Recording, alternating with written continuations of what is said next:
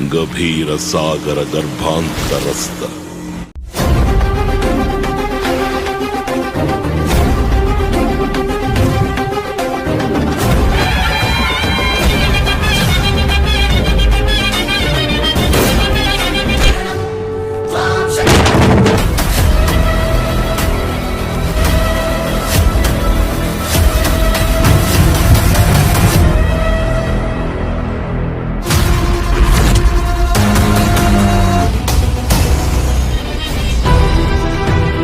भाई लोग नमस्कार। जी हाँ दोस्तों, भोजपुरी के लिए एक बड़ी खबर। जी हाँ दोस्तों, आप लोगों को बता दूं, खेसारी लाल यादव और पवन सिंह दोनों एक साथ नज़र आएंगे बड़े पर्दे पर। जी हाँ दोस्तों, काफ़ी दिनों के बाद खेसारी लाल यादव और पवन सिंह देखने को मिलेगा आप लोग को। जैसे कि बता दूं दोस्तों, कहा जा रहा है रत्नाकर कुमार को जो अगले साल 2024 में खेसारी लाल यादव और पवन सिंह का करण अर्जुन 2 एक साथ देखने को मिलेगा। तो अभी कोई खुलासा नहीं किया गया है। जैसे ही आता है फाइनल अपडेट आएगा तो न्यूज़ के माध्यम से बता देंगे। तो चैनल को कर लीजिए सब्सक्राइब और वीडियो को लाइक कर दीजिए।